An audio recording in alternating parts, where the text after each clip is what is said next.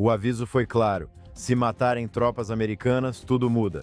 Agora, militares dos Estados Unidos estão mortos após um ataque a uma base na Jordânia. Durante a noite, os Estados Unidos responderam com ataques que podem ser apenas o começo, enquanto o governo Trump envia dezenas de aviões-tanque de reabastecimento aéreo para Israel antes de uma possível expansão da guerra. Isso e muito mais no Minuto Jerusalém de hoje. Bem-vindo de volta ao Minuto Jerusalém na JNS TV. Estou em Jerusalém e meu colega Alex Traiman está viajando esta semana participando remotamente. Vamos ao assunto.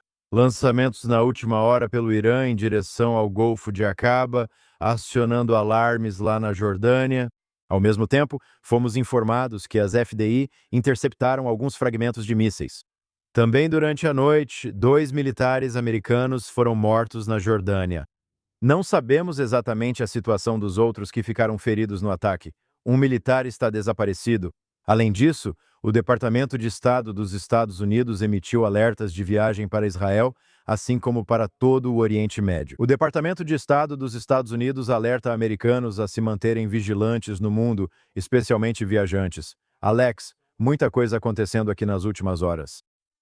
Sim, com certeza. Quando o presidente Donald Trump assinou o memorando de entendimento há algumas semanas, muitos em Israel ficaram preocupados e perguntaram como parar agora? E por que você acha que os iranianos vão negociar de boa fé com os Estados Unidos? E o sentimento aqui, e acho que expressamos isso, era de que a história não tinha acabado. E o que está muito, muito claro é que não só a história não tinha acabado, mas que ela está entrando em seu próximo capítulo, talvez até mais rápido do que todos nós esperávamos. Achávamos que talvez os iranianos iriam, você sabe, receber algum dinheiro que estava entrando, concordariam em abrir o Estreito de Hormuz, talvez nunca concordassem em negociar um fim formal para seu programa nuclear, mas aceitariam um acordo de cessar fogo em troca da abertura do estreito. Mas aqui estamos apenas algumas semanas depois e as hostilidades terminaram, mas o estreito nunca foi totalmente aberto. Os iranianos continuaram tentando humilhar o presidente Trump e testar sua determinação. E eu acho que o mais interessante nisso é que, como você mencionou, houve militares americanos mortos na Jordânia. Os iranianos atacaram vários pontos do Oriente Médio, incluindo Jordânia e Kuwait, causando muitos danos neste último. Eles atiraram na Arábia Saudita após meses sem ataques. E o único lugar onde eles não atacaram diretamente é Israel. Agora, você mencionou que houve ataques em Aqaba, estava no trem, não sei o que aconteceu nas últimas 2 horas. Mas esses provavelmente são dos Houthis, que são um proxy iraniano. Então, acho que essa é a grande questão agora, que é: será que o Irã busca evitar Israel? E isso seria o ápice da dissuasão israelense, certo? Que eles não querem se envolver diretamente com Israel, porque sabem que Israel vai até o fim, enquanto acham que Trump talvez não vá até o fim. E esse é o teste deles. Então, sabe, será que eles vão atacar Israel diretamente? Será que eles vão mandar seus grupos aliados pararem completamente de atacar Israel? Ou será que eles vão adotar a estratégia que já usaram tantas vezes no passado, que é mandar os Houthis fazerem o trabalho sujo deles atacando Israel, mandar o Hezbollah reiniciar os combates no norte de Israel? Alex, está realmente ficando tenso aqui enquanto vemos as imagens de Eilat daqueles interceptores decolando. Portanto, é só uma questão de quilômetros até que o Irã, os Houthis ou outros grupos com seus mísseis alcancem Israel. Ao mesmo tempo, vamos lembrar, o presidente Trump disse explicitamente: se matarem um militar americano, estaremos de volta à guerra. Agora, os Estados Unidos atacaram, creio, pelos últimos 6 ou 7 dias seguidos, mas de forma limitada. Podemos também comentar alguns alvos atingidos. Com certeza houve um aumento, 6 pontes, trilhos de trem, um aeroporto. Eles estão atingindo infraestrutura, mas o presidente deixou claro: se matar um soldado americano, de novo, 2 mortos, um desaparecido. Não temos certeza do status dele e isso vai virar uma guerra total. Bem, vamos ver. O presidente tem usado essa linguagem bombástica para todos os lados, certo? Quando ameaçava guerra, dizia que tudo viraria um inferno e que os mandaria de volta à Idade das Trevas, mas ao negociar, afirma que são legais e fáceis de lidar. Então, ele não está usando uma linguagem em todas as suas comunicações públicas que realmente deixe claro qual é a posição dele. É uma mistura de tudo. Ou é uma tática de negociação de um lado, e ele gosta de manter seus inimigos, e eu diria até mesmo seus aliados, sem saber o que esperar. Com, sabe, esse, eu diria, tipo de estilo de negociação meio maluco de deixar todo mundo em alerta, sabe. E também ele está fazendo esse jogo de despiste com a imprensa e a mídia, mantendo todos atentos a cada movimento dele, o que tem sido a estratégia dele. Ele faz isso dizendo coisas ridículas, quase absurdas com frequência. Então, sabe, é difícil saber exatamente o que ele quer fazer, mas claramente, como você mencionou, eu li que já são 8 noites seguidas. Eles estão atacando infraestrutura, usinas de energia e pontes, como disseram que fariam na próxima fase, estão cumprindo isso, sabe? Acho que eles já atingiram centenas de alvos, se não me engano. Então, isso significa que eles estão avançando com os ataques, certamente de forma limitada, em comparação com a postura de força máxima. Não ao mesmo tempo, né, estamos ouvindo que os Estados Unidos estão movendo caças para a área, né, o que significa que isso pode ser apenas o salva inicial de algo muito, muito maior. Agora pode ser que isso faça parte de uma tática de negociação, atacar forte, ameaçar atacar muito, muito mais forte. E talvez, neste momento, os iranianos entrem em um acordo. Agora, os iranianos também poderiam, o que eles muito bem podem fazer é, você sabe, fingir que querem um acordo, basicamente, novamente, para dizer: ei, queremos um acordo, sabe, vamos conversar de novo. Ok, vocês nos pegaram, vocês nos atingiram forte, agora estamos prontos para conversar. E então eles retomam as negociações. E você vê esse padrão se desenvolver e meio que se repetir, onde eles dizem, ok, vamos negociar, mas continuam testando a determinação dos Estados Unidos, a força dos Estados Unidos, a força de vontade dos Estados Unidos, porque eles têm força de vontade e têm tempo, sabe? Eles já foram atingidos, eles podem ser atingidos de novo, sabe? A única jogada deles é tentar humilhar os Estados Unidos ou, você sabe, serem bombardeados de volta à Idade das Trevas, sabe? Eles vão usar qualquer manobra entre uma coisa e outra. Sempre dissemos que os iranianos não negociam de boa fé, esse é o estilo deles. Mencionamos isso semana passada no programa. E agora você começa a perceber que talvez estejamos correndo para o que seria o início da próxima rodada de uma grande guerra. E, novamente, acho que o componente mais interessante aqui é que, até agora, e não sabemos se isso vai continuar, mas até agora, Israel não foi um alvo. Eles não estão do lado que está recebendo os ataques. E eles também não estão entre os que atacam, com os Estados Unidos preferindo, neste momento, manter Israel fora disso, porque quando Israel está fora, isso significa que eles podem controlar melhor os resultados de todos os lados. Se Israel se envolver, eles vão agir para garantir que esse regime seja eliminado de uma vez por todas, e não vai ter nada que os segure até que isso aconteça. Alex, você mencionou os caças a caminho da região. Ao mesmo tempo, estamos sendo informados de que os aviões-tanque dos Estados Unidos estão realmente a caminho de Israel neste exato momento. Sim, houve toda uma questão interna doméstica com os aviões-tanque. Qualquer pessoa que tenha voado para Israel nos últimos meses percebeu que havia até 50 a 75 aviões-tanque estacionados no aeroporto Ben Gurion. É uma cena muito estranha, porque normalmente quando você chega, vê jatos comerciais, sabe, as companhias aéreas de baixo custo da Europa estacionadas longe do terminal. Normalmente você pega um ônibus até o avião, porque companhias de baixo custo não alugam espaço no terminal e sim em áreas do estacionamento. Todas as vagas do estacionamento foram ocupadas por aviões de reabastecimento. Então, a ministra dos Transportes, Mary Regev, e outros estavam pressionando os Estados Unidos para moverem seus aviões de reabastecimento para fora do aeroporto comercial Ben Gurion e levá-los para bases da Força Aérea, porque agora você tem as companhias aéreas até então dispostas a voltar a operar, mas não há espaço para elas estacionarem e basicamente Ameaças das autoridades do aeroporto afirmando que até 50.000.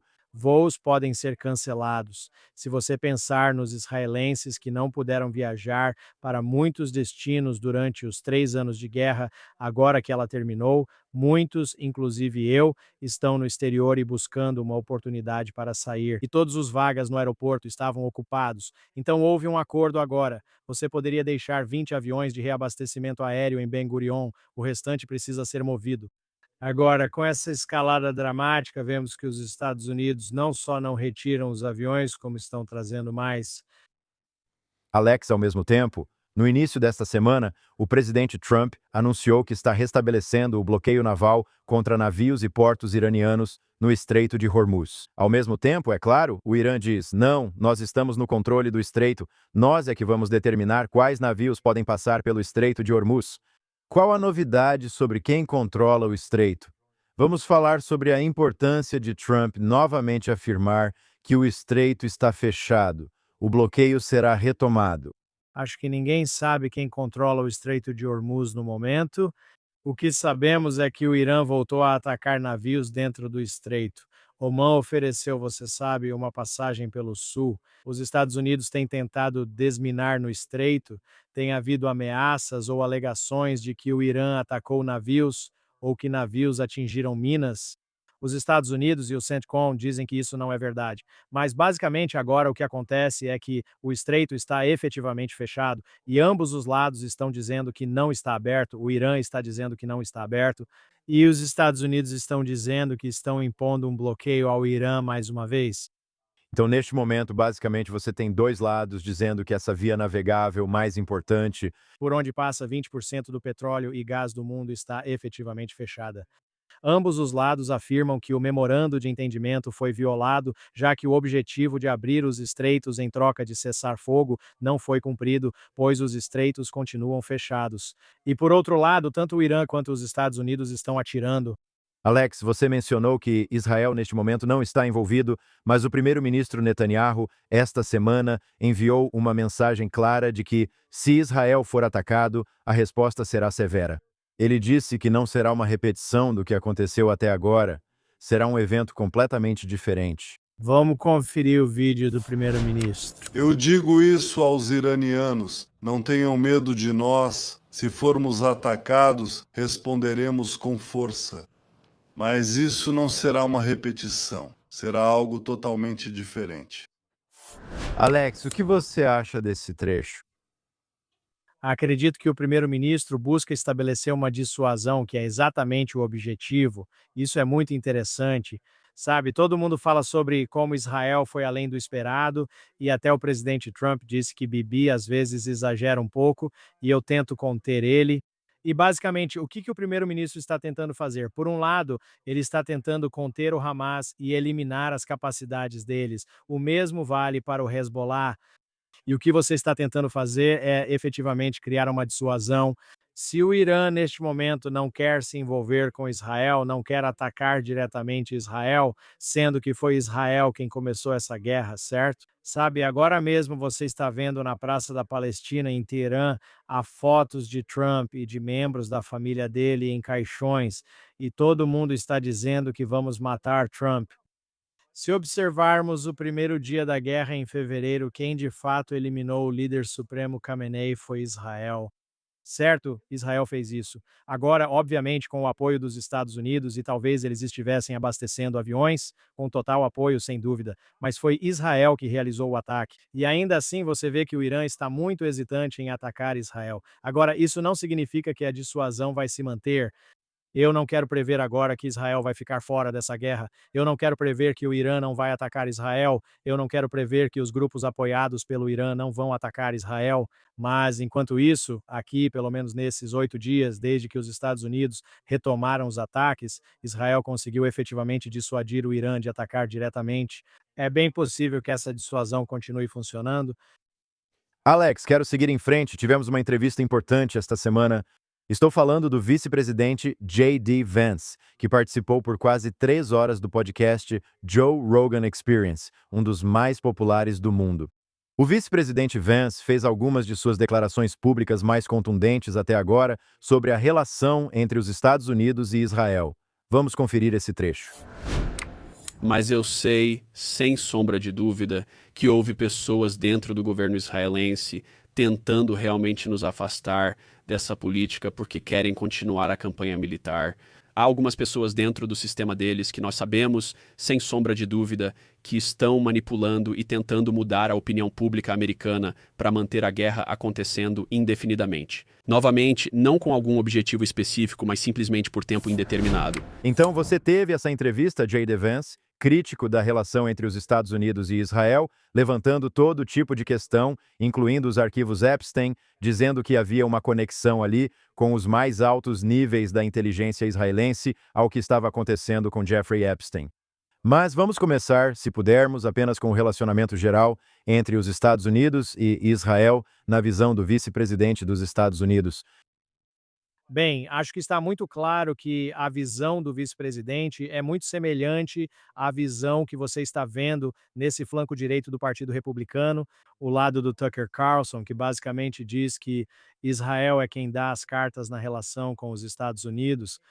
Agora, o que Vance não fez foi ir lá e dizer que, você sabe, não era do interesse dos Estados Unidos estar nessa guerra. O vice-presidente continuou dizendo que era do interesse dos Estados Unidos, porque se ele dissesse que era apenas do interesse de Israel e não dos Estados Unidos, o que ele estaria fazendo seria sacrificar seu chefe, o presidente dos Estados Unidos. Então ele não vai fazer isso. Mas o que ele fez foi vir a público e dizer que existe uma indústria organizada, uma indústria bem financiada, que tem tentado convencer Vance e outros de que a guerra não deve acabar e que deve continuar indefinidamente. E que, na verdade, existem formadores de opinião conservadores que foram contratados e pagos por Israel para criar uma campanha para pressionar os legisladores americanos a continuarem a guerra. E o problema aqui é que há trechos disso que são verdadeiros, certo? Mas ligar todos os pontos dessa forma está errado, certo? Então, basicamente, existem israelenses que não queriam que a guerra parasse? Com certeza. O primeiro-ministro, possivelmente o ministro das Relações Exteriores e outros em Israel, disseram claramente aos Estados Unidos que preferiam a continuação da guerra? Sim, disseram. Por quê? Porque o objetivo de Israel com a guerra é promover uma mudança de regime, e o que você vê aqui agora, claramente, muitas semanas depois, é que o líder supremo está fora, não sabemos onde está o filho do líder supremo. Alguém está tuitando em nome do filho do líder supremo. Mas efetivamente, quem está governando o país agora é uma continuação do mesmo regime. Então não houve uma mudança total de regime, e Israel quer uma mudança de regime. Não há dúvida de que Israel ficou profundamente chocado. Sabe, eu vi isso no próprio primeiro-ministro. Ficou chocado que havia avanço nas negociações do acordo, tentando negociar um memorando de entendimento e um cessar-fogo, né, era um fim do conflito, sabe, deixando, na visão dele, o Irã em uma posição muito perigosa para potencialmente tentar novamente correr atrás de armas nucleares, tentar restaurar seus mísseis balísticos, e agora é como um tigre enjaulado e enfurecido. Os israelenses queriam a continuação da guerra, mas o primeiro-ministro afirmou que esse era o interesse americano. E eu também acredito que o primeiro-ministro de Israel entendeu, ao entrar nessa guerra, que basicamente havia, mesmo que não estivesse perfeitamente definido, eu não acho que isso foi definido por tempo, mas acho que havia um princípio geral que era: você pode ter 5 a 6 semanas de apoio aéreo americano e você aproveita isso e você atinge todos os alvos que Israel queria atingir, e eles fizeram isso. Israel queria que a guerra continuasse? Sim. Israel está pronto para voltar? Claramente, eles mesmos disseram. O primeiro-ministro está permitindo que os Estados Unidos mantenham Israel de lado, mas Israel já tem os planos de batalha prontos. Eles disseram isso. Eles dizem que estão prontos para entrar a qualquer momento. Agora, o que Israel fez quanto à campanha organizada? Israel contratou Brad Pascal, que é um especialista em mídia conservadora, contratou ele há muitos meses, até mesmo antes dessa guerra começar. E o propósito da campanha era, sabe, como Israel continua a melhorar sua imagem aos olhos dos conservadores americanos. Porque o que você está vendo aqui com os comentários de J.D. Vance, com os comentários de Tucker Carlson, Candace Owens, Nick Fuentes, Joe Rogan, até certo ponto Alex Jones e Steve Bannon, é que existe uma campanha para tentar afastar aqueles que seriam apoiadores leais de Israel, que são os cristãos evangélicos nos Estados Unidos. Israel está percebendo que, especialmente os mais jovens, estão se afastando de Israel. Parte disso tem a ver com a enxurrada de tráfego de bots no TikTok, Instagram, YouTube e em outros lugares influenciando a opinião pública. Parte disso tem a ver com os campi universitários e como eles têm ensinado os jovens a basicamente terem uma visão revisionista do Oriente Médio e a odiarem Israel. ver Israel como os colonizadores, os ocupantes, o apartheid, como responsável por genocídio. Então é assim que os jovens estão enxergando Israel, e pode ser que J.D. Vance esteja olhando para os mais jovens e dizendo: esses são meus futuros eleitores. Então agora vou me curvar a eles. Mas Pascal foi basicamente contratado para tentar reconquistar o apoio dos americanos a Israel, mesmo antes dessa guerra começar. E agora o que Vance está fazendo é meio que mudando as regras do jogo e dizendo que Israel contratou Pascal para convencer Vance e outros de que eles não deveriam acabar com a guerra. E sinceramente isso simplesmente não é verdade. E não é a primeira vez. Na verdade, talvez seja a terceira, quarta, quinta vez que J.D. Vance teve a oportunidade de realmente encerrar essa questão de divergência entre Israel e os Estados Unidos, e ele simplesmente continua repetindo esse padrão de dizer que, você sabe, Israel, assim como o Catar, como a China, como qualquer outro país, está tentando influenciar a política americana. O que ele faz é muito perigoso para Israel, mas neste ponto não vejo como isso vai parar. Sim, Alex, houve uma reação meio mista aos comentários de Vance. Alguns, como o senador Tom Cotton, afirmaram desconhecer informações de inteligência sobre uma operação israelense bem financiada para influenciar a opinião pública. Alguns comentaristas da Fox discordaram de Vance, enquanto outros concordaram. E aí você teve o porta-voz da Casa Branca, quando perguntado se o presidente concordava com J.D. Vance sobre se Israel estava tentando manipular a opinião pública americana. Vamos conferir o porta-voz da Casa Branca. Sobre o Irã, o vice-presidente J.D. Vance participou ontem desse podcast com Joe Rogan, falou sobre Israel, no qual ele disse isso. Existem algumas pessoas dentro do sistema deles que nós conhecemos, sem sombra de dúvida, que estão manipulando e tentando mudar a opinião pública americana para manter a guerra em curso indefinidamente. O presidente concorda com essa afirmação? Acredito que o presidente concordaria que países estrangeiros tentam influenciar a opinião pública americana. Isso é um fato básico, sem dúvidas. Alex, a verdadeira questão aqui é o presidente Trump. Você acha que ele, neste momento, concorda com a opinião de J.D. Vance? Nós já falamos sobre esses dois grupos dentro da Casa Branca. J.D. Vance de um lado, você tem Rubio do outro lado, Pete Hegseth do outro lado. Qual você acha que é a posição do presidente agora? Esse é o vice-presidente dele e pode ser um potencial candidato à presidência em 2 anos. Isso é muito importante. Acredito que o presidente está se equilibrando entre os dois grupos. E você vê, sabe, lá, ele se arriscou ao apoiar Vance quando Vance, Kushner e Witkoff foram até o presidente e disseram que poderiam negociar um fim para essa crise. Pesquisadores de opinião conservadores da equipe do presidente dizem a ele que é melhor entrar nas eleições de meio de mandato com uma vitória, não com a guerra. Mesmo assim, Kushner e Witkoff negociam um cessar-fogo e dizem que essa é a única solução. Vance se arriscou para liderar as negociações. Sabe, vamos descobrir mais tarde se Marco Rubio recusou essa tarefa. Tem havido alguns rumores de que Rubio, que era o secretário de Estado, recusou a tarefa de negociar com os iranianos. Vance aceitou. Agora Vance se arriscou aqui e, no fim das contas, acho que isso pode realmente sair pela culatra para ele. E você sabe que já dissemos isso algumas vezes, vou repetir aqui também. Eu disse na época, quando aquele cessar-fogo foi firmado, que confio em 3 coisas.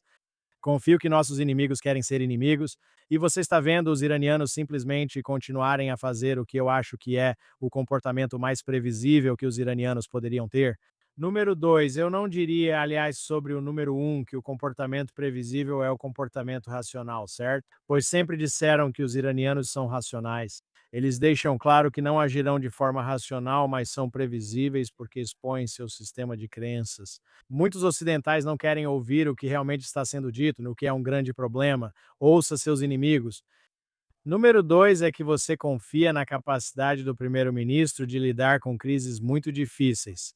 E, sabe, eu passei um tempo com um alto funcionário que é responsável por grande parte do relacionamento entre os Estados Unidos e Israel, e ele me disse que entre todos os candidatos a primeiro-ministro de Israel neste momento, Netanyahu é de longe o mais apto para entender Trump culturalmente, para entender como trabalhar com ele, porque, como mencionamos, ele pode mudar de ideia, isso faz parte de entender Trump, Netanyahu entende Trump. Alguém como Bennett ou Eisenkot, ao entrar nessa situação, nem entenderia com quem estaria lidando. Netanyahu, porém, estudou e trabalhou com Trump, alcançando resultados com ele. Ele já bateu de frente com ele, já enfrentou obstáculos, mas conseguiu voltar, contornar e descobrir como navegar nessa situação. Confio que o primeiro-ministro sabe lidar com situações complicadas em vários governos e inimigos. Além disso, é preciso confiar no ego de Trump. E os iranianos estão absolutamente tentando humilhar o presidente repetidas vezes. E o presidente tem um ego, né, um grande ego.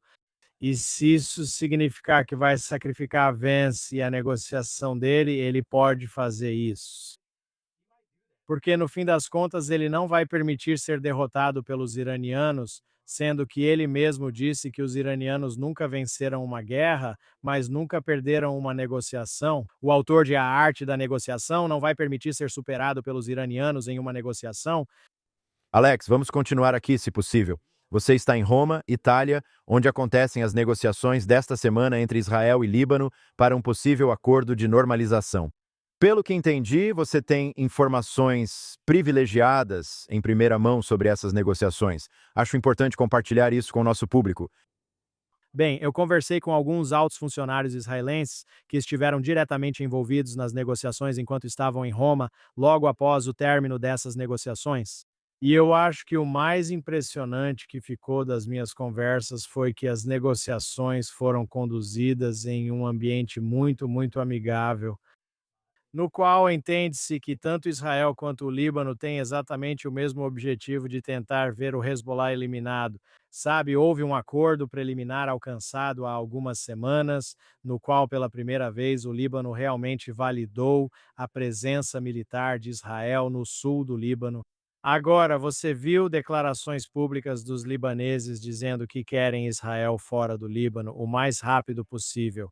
Agora, lembre-se de que há várias facções dentro do governo libanês, incluindo o presidente do parlamento libanês, que é um xiita e está fortemente alinhado com o Hezbollah, então ele tem feito declarações muito agressivas. O presidente Aoun está andando na corda bamba.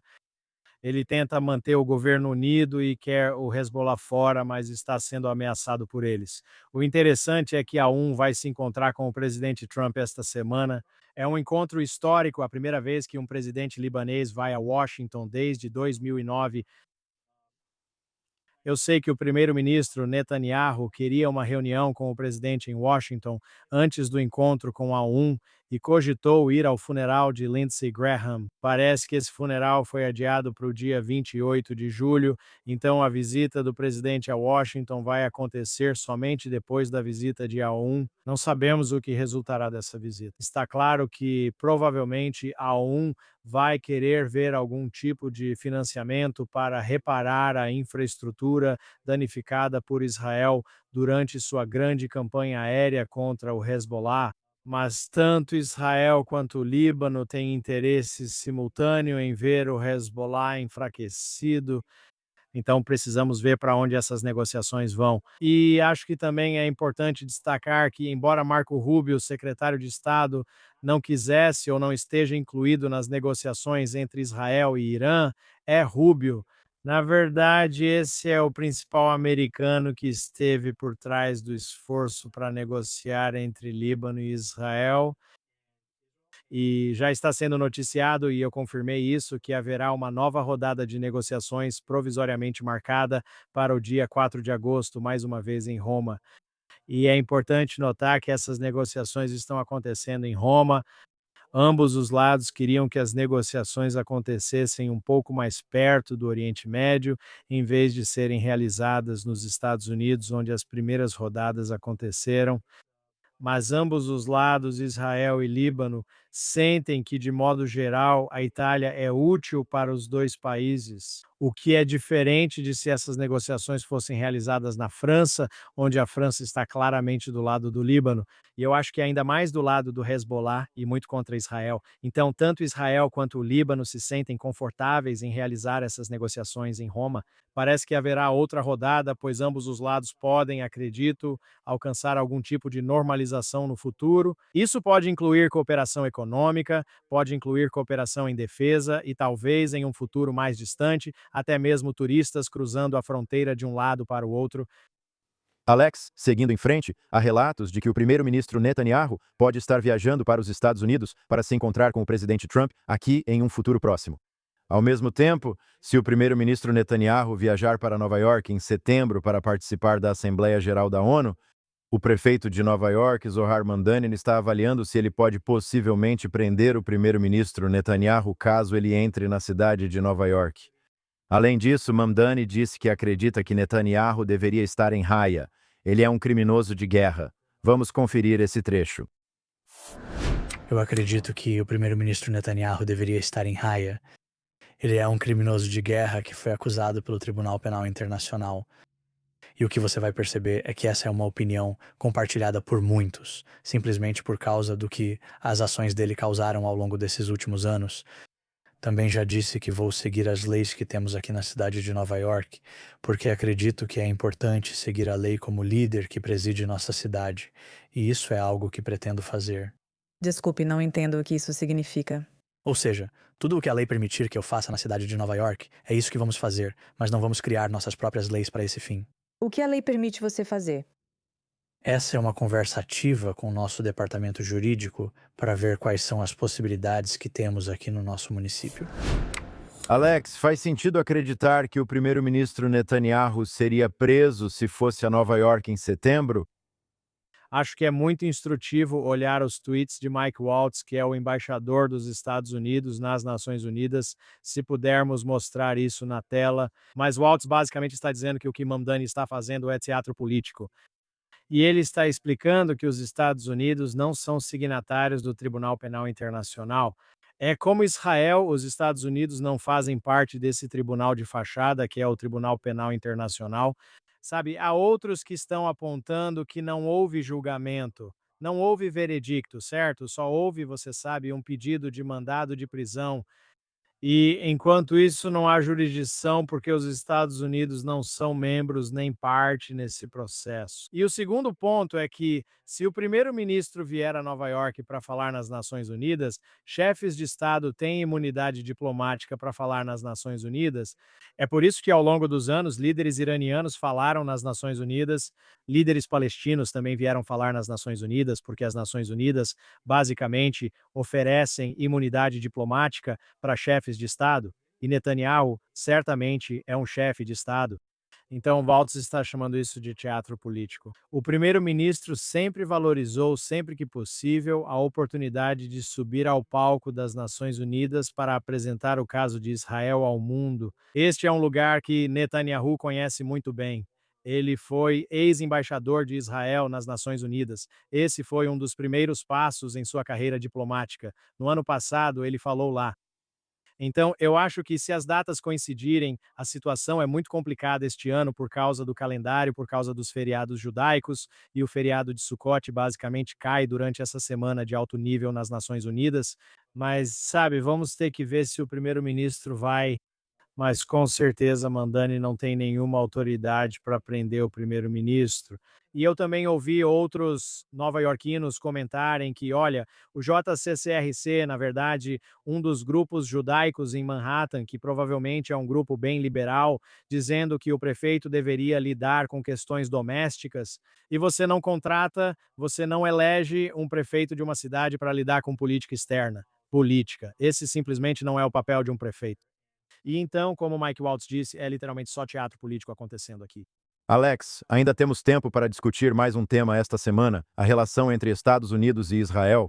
A Câmara rejeitou o corte da ajuda militar a Israel. Mesmo tendo sido rejeitada, é preocupante ver os números aqui. Foram 314 votos para não interromper a ajuda militar a Israel. 104 votaram a favor dessa medida. 10 membros votaram presente. Então temos uma situação em que sim, a votação falhou. Mas, dito isso, ainda tivemos 104, acredito eu, a grande maioria do Partido Democrata, votando contra a ajuda militar dos Estados Unidos a Israel. E, de novo, não estou falando de uma situação em que Israel diz querer cortar a ajuda militar, esse não era o ponto. O ponto que eles estavam transmitindo é que não apoiam as medidas defensivas de Israel em Gaza e no Líbano. Eles veem e consideram essas medidas e ajuda como ofensivas. Bom, sabe, primeiro de tudo, se você olhar para a contagem total de votos, quero dizer, Foi esmagadoramente a favor da ajuda militar a Israel, certo? Foram 304 votos, cerca de, sabe, 100 contra.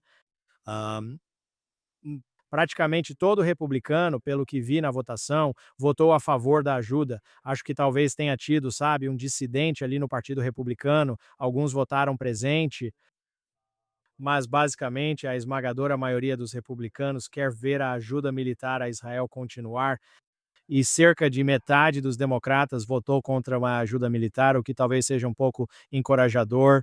Apenas metade dos democratas não quer que haja ajuda militar. Agora, o que eu acho que você pode supor é que talvez haja um número maior, esses números estão aumentando e a cada votação daqui para frente você pode ver cada vez mais democratas votando contra a ajuda militar e pode ver cada vez mais republicanos votando contra a ajuda militar. E isso nos leva de volta a um dos primeiros tópicos que discutimos aqui, que são, você sabe, os comentários de J.D. Vance, certo? Então, né, o que você está vendo é que o próprio Vance parece estar, você sabe, favorecendo ou se inclinando para essa visão dos republicanos que realmente votariam contra a ajuda militar. Ele parece estar defendendo isso de forma muito sutil, mas muito importante, que a questão da ajuda militar, você sabe, é uma grande incógnita aqui. Então, isso é o que você realmente precisa observar daqui para frente.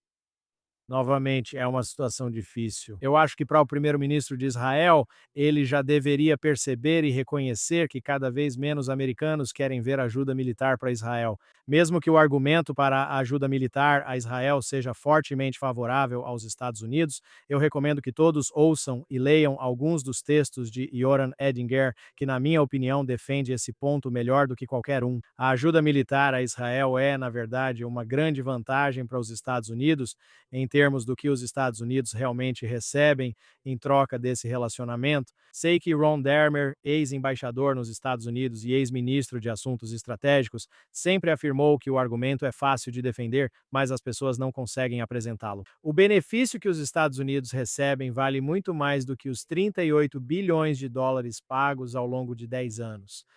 E a ajuda que os Estados Unidos dão a Israel é muito menor do que a quantia de dinheiro gasta em bases americanas, em países da OTAN, na Europa, ou na Coreia do Sul, ou no Japão, ou em outros lugares. E Israel, na verdade, atua como uma base militar avançada dos Estados Unidos em Israel. Então, sabe, há muitos motivos pelos quais a ajuda militar beneficia os Estados Unidos.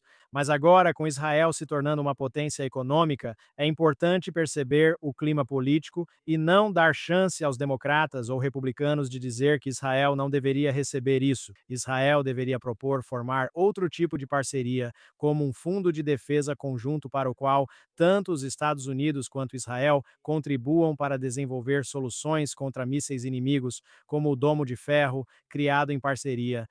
Pode haver muito espaço para parceria militar entre os dois países, mas Israel, neste momento, não precisa mais estar do lado que recebe ajuda. Espero que o primeiro-ministro siga logo nessa direção. Ele afirmou recentemente que quer eliminar essa ajuda gradualmente em 10 anos.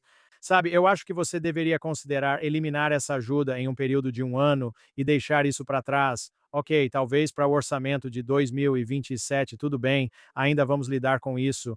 Nós vamos eliminar gradualmente, mas sair da ajuda militar, mudar a natureza do relacionamento, ajustar o orçamento de acordo. 3,8 bilhões de dólares por um ano é menos de 2% do orçamento israelense. Israel vai precisar descobrir como conseguir esse dinheiro. Mas, ao mesmo tempo, o que você quer garantir é que a venda de armas para Israel, mesmo pelo preço cheio, esteja garantida. E o que aconteceu foi que até alguns democratas disseram, sabe, nem vendam armas, então você tem essas duas questões. Uma é a ajuda militar, na qual você vê 100 congressistas votando contra a ajuda militar, mas você também vê algumas dezenas de congressistas dizendo para nem vender para eles. Esta é uma ameaça bem mais perigosa que a ajuda militar. Continua na próxima, Alex. Nosso tempo acabou. Espero ver você de volta em Jerusalém na próxima semana no Jerusalém Minute.